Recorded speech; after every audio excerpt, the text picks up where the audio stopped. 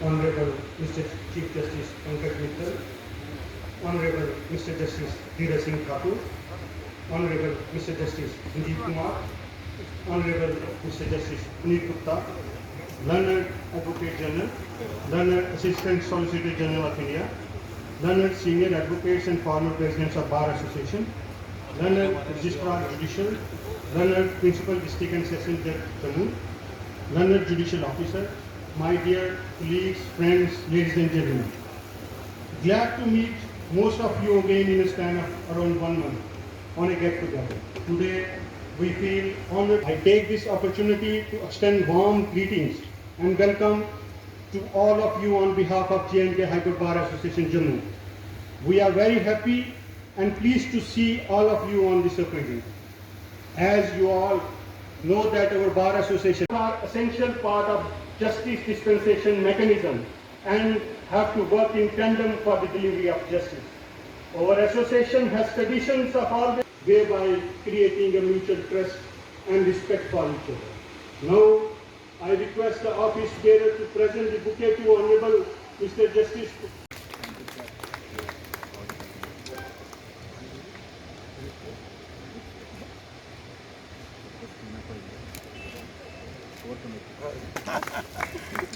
बहुत अच्छा लगा और बहुत अच्छा लगा।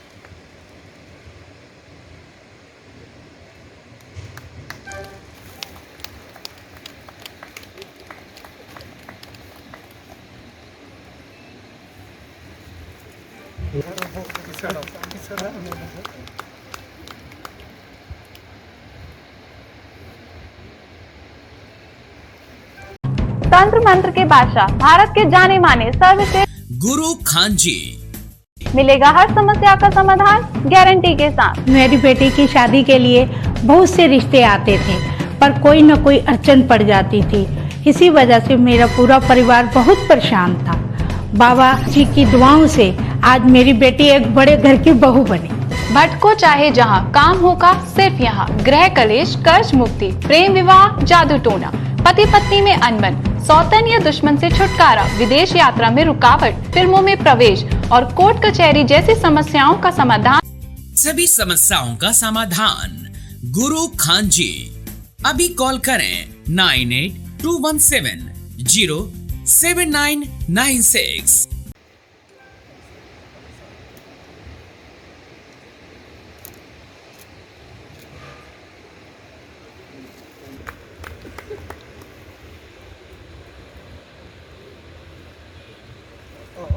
इसके बिना फोटोग्राफ कहाँ ना पानी साफ इधर आओ।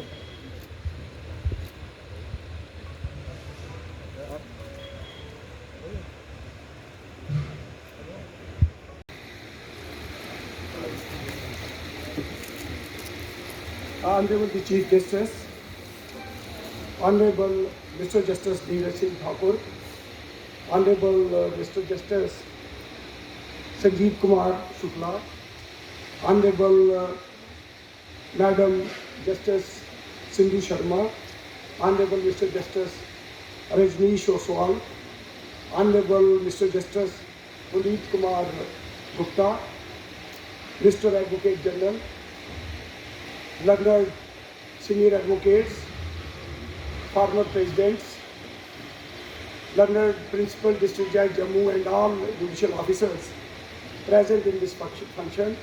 Mr. Rajiv Kumar Gupta, Principal Secretary to Honorable the Chief Justice, Registrar Judicial, ladies and gentlemen, learned members of the bar. अभी सेक्रेटरी साहब ने कहा कि ये दूसरा फंक्शन है जब से हमारी ये टीम इलेक्ट हुई है।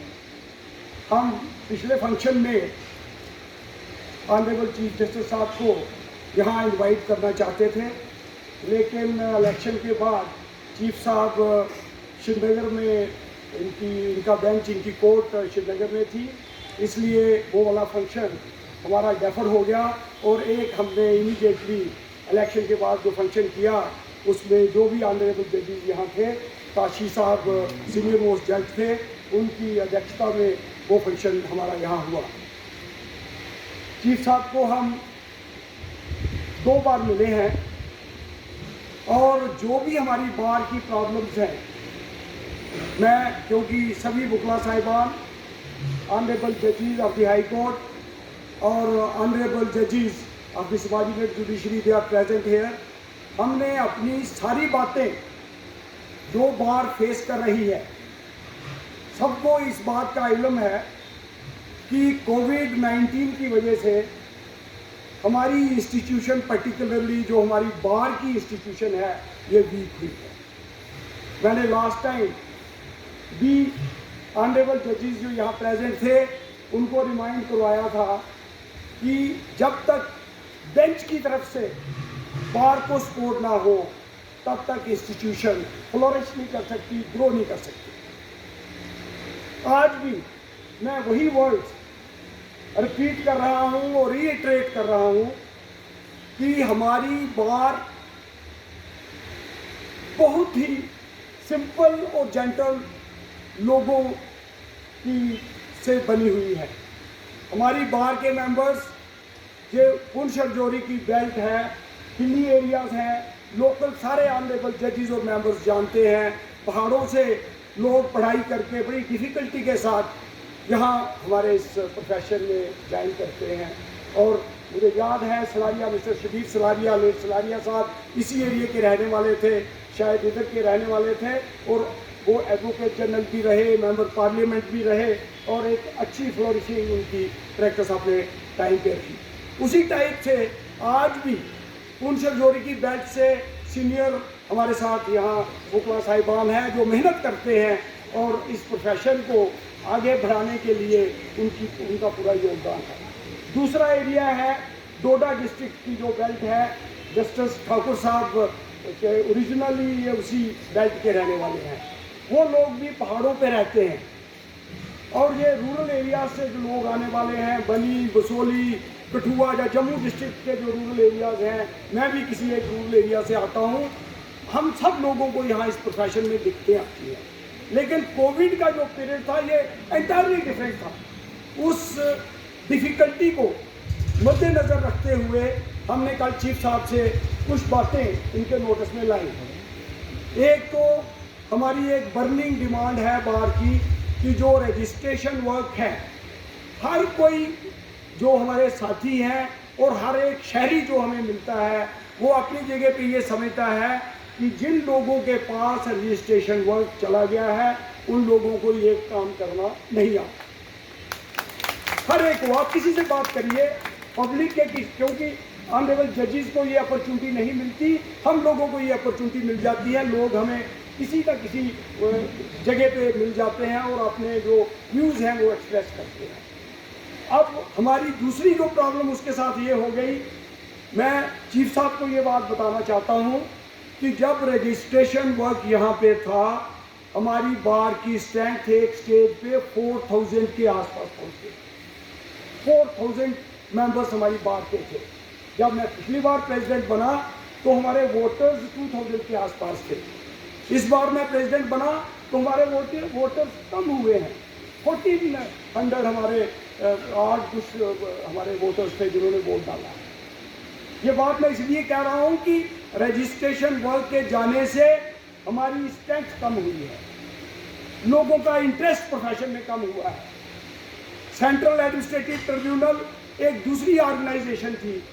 सेंट्रल एडमिनिस्ट्रेटिव ट्रिब्यूनल में 50% का काम हमारे हाई कोर्ट का और अदर मोर देन 50% काम हमारा सेंट्रल एडमिनिस्ट्रेटिव ट्रिब्यूनल में चला गया। और सेंट्रल एडमिनिस्ट्रेटिव ट्रिब्यूनल की लोकेशन ऑनरेबल जजेस चीफ साहब के अलावा सभी जानते हैं कि वो ऐसी जगह पे लोकेटेड है, वो किसी का घर था एक टाइम पे, वहाँ से सेंट्रल एडमिनिस्ट्रेटिव ट्रिब्यूनल का बेंच जो है वो ऑपरेट कर रहा है। आज भी हमें दिखते हैं, फिजिकल हियरिंग वहाँ शुरू नहीं हुई। ये सारी बातें वकला साहिबान जो है इनको आज डिसअपॉइंट कर रही हैं। डिसअपॉइंटमेंट का मेन रीज़न जो है वो यही है कि हमारा काम जो है इन फोरम से आस्ता आस्ता करके बाहर निकल रहा है। हमने चीफ साहब के नोटिस में, मैं पहली बार जब मैं मिला था, वजीर साहब कन्वीनर थे, हमारा प्रेसिडियम था, जब हम चीफ साहब को मिले, मुझे याद है हमने ये बात उनके नोटिस में तब लाई थी शुरू में जब इन्होंने टेक ओवर किया चीफ जस्टिस। तो उन्होंने कहा कि हमने इलाहाबाद हाई कोर्ट के साथ एक कॉम्प्लेक्स बनाया है और अंडर वन रूफ वहाँ पे सारे ट्रिब्यूनल्स और सारी कोर्ट्स जो हैं वो लोकेटेड है। उन्होंने कहा हम यहाँ भी ये करेंगे। तो सर मेरी रिक्वेस्ट ये है कि हमारे जितनी ये फोरम्स हैं, चाहे ट्रिब्यूनल्स हों, कंज्यूमर फोरम्स हों, वो बने ही नहीं। कंज्यूमर कमीशन नहीं है, अकाउंटेबिलिटी कमीशन नहीं है, ये सारी चीज़ें जो वकला साहिबान हैं उनके साथ उनको कंसर्न ये इश्यूज़ हैं, उन सारे इश्यूज़ को हम अगर मिलाएं और हमारी इंस्टीट्यूशन दोबारा से रिवाइव हो, ये फोरम्स बने और ये सारी जो इंस्टीट्यूशंस हैं अंडर वन रूफ अगर हमारी कोर्ट के अंदर बने तो उससे हमारा काम जो है ये भी बढ़ेगा और लोगों को भी अच्छा इंसाफ जो है वो मिलेगा। क्योंकि मैंने थोड़ा लंबा इसको बढ़ा दिया, चीफ साहब ने हमारी जो काज लिस्ट के कुछ इश्यूज थे हमने कल इनके साथ वो भी डिस्कस किए शाम को 4 बजे। चीफ साहब ने हमारे लिए भी एक तोहफा रखा हुआ है बार के लिए। इनको ये एक इतनी बड़ी कोर्ट, कंट्री की सबसे बड़ी कोर्ट से आते हैं, इन्होंने एक एक्सपीरियंस हमारे साथ शेयर किया, वो ये खुद ही आके आपको बताएंगे और ये अच्छी एक लाइब्रेरी जो है हमारी बार को देना चाहते हैं, जिससे हमारे जो यंग लॉयर्स हैं उनको अच्छा एक मौका मिल सके, वो अपने केसेस की तैयारी भी करें, अच्छी पढ़ाई भी करें और हमें भी सबको वो एक फैसिलिटी मिल जाए कोर्ट प्रिंसिस के अंदर। वो इनके माइंड में, जहन में एक अच्छी चीज़ है, वो हमारे साथ इन्होंने कल शेयर की थी। लेकिन मैं चाहता हूँ कि वो सारी बात जो है वो चीफ साहब खुद अपने आपके सामने यहाँ रखें और लोकेशन जो इन्होंने चूज़ की हुई है वो भी आपको ये बताएंगे। हमारे लिए अच्छे सिटिंग प्लेसेस नहीं हैं, लेडी मेंबर्स हमारी बैठी हुई हैं, ये कई बार बेचारी कहती हैं कि चीफ साहब जो हैं इनको इनके नोटिस में ये बात लानी चाहिए, हमारे पास सिटिंग प्लेस ही नहीं है लेडीज़ के लिए हाई कोर्ट प्रिंसिस में। कोई ना कोई रास्ता जो है वो निकालना पड़ेगा ताकि हर एक मेंबर को एक अच्छी रिस्पेक्टेबल प्लेस जो है कोर्ट प्रिंसिस में बैठने के लिए मिल जाए। तो मैं आज इस मौके पे पर्टिकुलरली, क्योंकि मैंने डिमांड्स भी बोल दी, हम इंटरेक्शन कर रहे थे ऑनरेबल जजेस के साथ भी, चीफ साहब के साथ भी, हमारा टाइमिंग का इशू भी है क्योंकि अब 6 महीने टाइम जो है वो तो उसकी ज़रूरत नहीं पड़ेगी आने वाले टाइम में। वो भी एक इशू है जिस पे हम डेलिब्रेशंस करेंगे, चीफ साहब से भी बात करेंगे, ऑनरेबल जजेस से भी बात करेंगे और इनको रिक्वेस्ट करेंगे कि जो हमारी कोर्ट की ओल्ड ट्रेडिशंस हैं, हर एक कोर्ट की अपनी ट्रेडिशंस होती हैं, चाहे आप कहीं प्रेसिडेंसी कोर्ट में चले जाएं, आप बॉम्बे चले जाएं, आप दिल्ली चले जाएं, जिस भी जगह जाएंगे, चंडीगढ़ एक खूबसूरत शहर है जहां हाई कोर्ट सिचुएटेड है। अब जो चंडीगढ़ में चीज़ें हैं वो जम्मू में नहीं हो सकती, जम्मू एक छोटा शहर है और इसको इसी ढंग से इस शहर को भी वैसे ही ग्रो होना है और जो चीज़ें हम लोगों को स्टेट के अंदर चाहिए, मैं ये समझता हूँ कि वो सारी चीज़ें हमने चीफ साहब के नोटिस में भी लाई हैं। एडवोकेट जनरल साहब यहाँ बैठे हुए हैं सामने हमारे, मैं इनसे भी ये रिक्वेस्ट करता हूँ कि आप भी लीडर हो बार के, as a leader of the bar आपको भी एलजी साहब के साथ, एडवाइज़र साहब के साथ और जो भी लोग इसके साथ कनेक्टेड हैं उनके नोटिस में ये चीज़ें लानी चाहिए। हमारे कम से कम 500-700 जो जूनियर लॉयर्स हैं जो काम कर सकते हैं तो गवर्नमेंट असाइनमेंट से बड़े आराम से अकोमोडेट हो सकते हैं। अगर मैं तो ये समझ, where there is a will there is a way, अगर ये चाहे तो एजी साहब बड़े आराम से ये वाला काम जो है हमारा बार की जो नुमाइंदगी है इंस्टीट्यूशन में हो सकती है। अभी कुछ बातें मैं डिस्कस कर रहा था कि जो जितने भी रजिस्ट्रार, सब रजिस्ट्रार और रजिस्ट्रार्स के ऑफिस बने हैं for registration of the document, वहाँ फैसिलिटेटर्स आपको एडवोकेट्स को लगा सकते हो।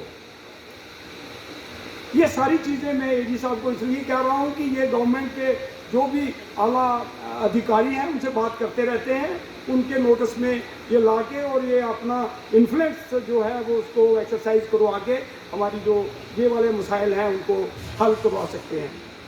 तो मैं मेरे बंधुवर न्यायाधीशगण, मेरी स्नेहमयी मिस्टर न्यायमूर्ति सिंधु शर्मा जी, बार के अध्यक्ष श्री भारद्वाज जी, सभी अन्य पदाधिकारीगण, एडवोकेट जनरल श्री रैना साहब,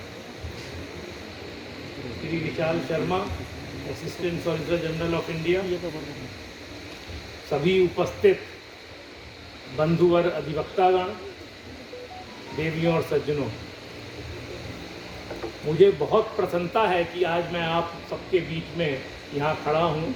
ये पहला अवसर है जब मैं जम्मू बार एसोसिएशन के किसी कार्यक्रम में शिरकत कर रहा हूँ। मूलतः मैं भी 3 जनरेशन के अधिवक्ता के रूप में आपके सामने हूँ और इसलिए जब अधिवक्ताओं के बीच में आता हूँ तो मुझे बड़े हर्ष की कामना होती है, हर्ष लगता है। आज भी वही स्थिति है जैसे मैं अपने सभी साथियों के बीच में आ गया हूँ। जजेस का तो मेरा एक अलग छोटा सा परिवार है, वरना तो मैं आप ही लोगों के बीच का हूँ।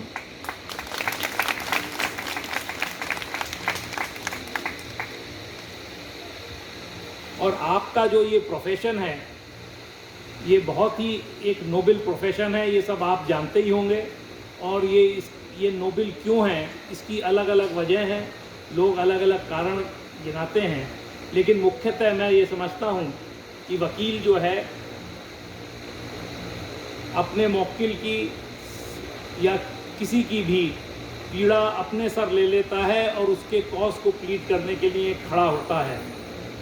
आज के ज़माने में हर व्यक्ति की अपनी समस्याएं हैं, दिक्कतें हैं, लेकिन उसके बावजूद भी वकील जो है दूसरों की समस्या अपने सिर ले लेता है और उसको न्याय दिलाने की चेष्टा करता है।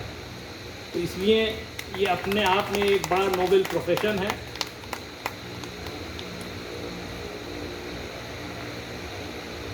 मैंने बचपन से ही यही सोचा था कि अपने पिता का प्रोफेशन अपनाऊंगा, परंतु मुझे ये नहीं मालूम था ऐसा मैं क्यों सोचता हूँ और ऐसा क्यों करना चाहता हूँ। धीरे धीरे बड़े हो गए, लॉ की पढ़ाई कर ली, तब ये लगा कि भाई इसमें तो बड़ा दिक्कत है, पता नहीं सक्सेस मिलेगी कि नहीं मिलेगी, कामयाब होंगे या नहीं होंगे, 2 पैसे कमा पाएंगे कि नहीं कमा पाएंगे। तो बड़ा डिप्रेशन सा हो गया और मेरी समझ में नहीं आ रहा था मैं वकालत शुरू करूं या ना करूं या कुछ और जो है अपना बिजनेस अपनाऊं। इसी दुविधा में मैं काफ़ी दिनों तक बैठा रहा, मैंने अपना एनरोलमेंट भी नहीं कराया। एक दिन मेरे पिताजी के न्यायमूर्ति मित्र न्यायमूर्ति प्रेम शंकर गुप्ता मेरे घर आए और जब उन्होंने मुझे एक डिप्रेस्ड मूड में देखा तो उन्होंने पूछा भाई क्या समस्या है। मैंने कहा समस्या तो कोई नहीं है, लेकिन कभी कभी ये लगता है कि वकालत पढ़ ली है, अब इसको अपनाने में सफलता पता नहीं मिलेगी कि नहीं मिलेगी, तो क्या करा जाए। तो बड़े गंभीर उससे सोचते रहे। उन्होंने फिर चाय पी और कहा अरे भाई देखो, इससे अच्छा कोई प्रोफेशन नहीं हो सकता और इसमें सफलता और असफलता की तो फिक्र करनी ही नहीं चाहिए। अगर सफल हुए तो मोतीलाल, ना सफल हुए तो जवाहरलाल, दोनों हाथों में लड्डू हैं। तो उनका बस ये कहना था कि मेरे में एक नई ऊर्जा जागृत हुई और मुझे लगा नहीं वकालत ही करनी है, कुछ तो बन के रहेंगे ही, और इसका नतीजा है आज आपके सामने खड़ा हूँ।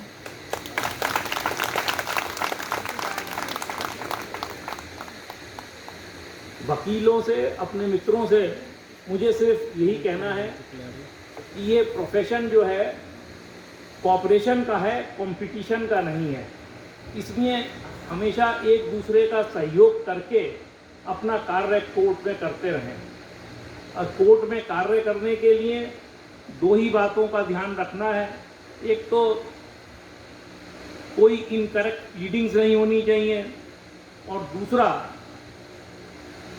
कोर्ट में जो भी बात रखें एक मृदु स्वभाव के साथ रखें, कठोरता के साथ नहीं। हो जाते हैं, हम भी कभी कभी कठोर हो जाते हैं, लेकिन बाद में उसका एहसास होता है तो अपने पर ही गिलानी होती है।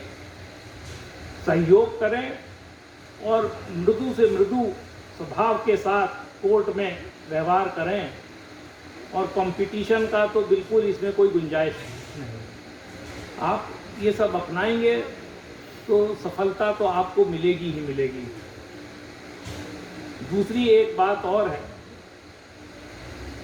आजकल हम तुरंत अपने अधिकारों की बात करने लगते हैं। अब क्यों ना करें, हमारे संविधान में भी फंडामेंटल राइट्स दिए गए हैं, और इसलिए हर जगह हर व्यक्ति, शहर कहीं चले जाइए, सब अधिकारों की बात करता है कि ये अधिकार का उल्लंघन हो गया, गलत हो गया, ऐसा हो गया। लेकिन कभी हमने सोचा है कि एक भारतीय नागरिक होने के नाते हमारे कर्तव्य क्या हैं? क्या हम उन कर्तव्यों का निर्वाह कर पा रहे हैं? अधिकार कर्तव्यों के बाद ही आते हैं। अगर आप देखें तो भगवान रामचंद्र पहले आए और उसके बाद भगवान कृष्ण आए। भगवान रामचंद्र ने, उन्हें मर्यादा पुरुषोत्तम कहा जाता है, उन्होंने कर्तव्यों को पालन करना हमें सिखाया, और जीवन भर उन्होंने कर्तव्यों का पालन ही किया, और उसी में उनको सब कुछ मिल गया। हाँ, कृष्ण जी बाद में आए, वो लीला पुरुषोत्तम कहलाए। क्यों? क्योंकि उन्होंने कहा जहाँ अधिकार है वहाँ लड़ो। पांडवों को उन्होंने कौरवों के विरुद्ध लड़ा दिया। अब लड़ा गलत काम के लिए नहीं दिया, उन्होंने कहा जो आपका अधिकार बनता है उसके लिए आपको लड़ना होगा।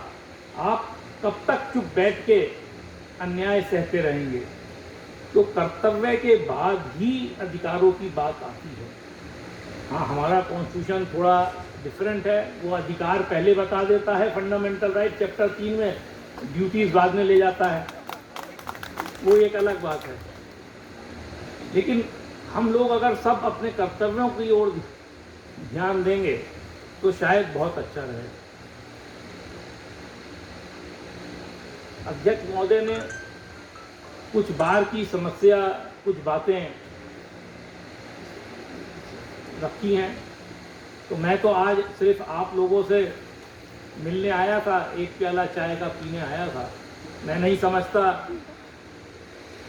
कि आज का दिन कुछ समस्याओं का निदान करने का या उनको देखने समझने का है। उन समस्याओं पे गौर किया जाएगा उचित समय पे, और आप लोगों से बात करने के बाद उसको देखा जाएगा।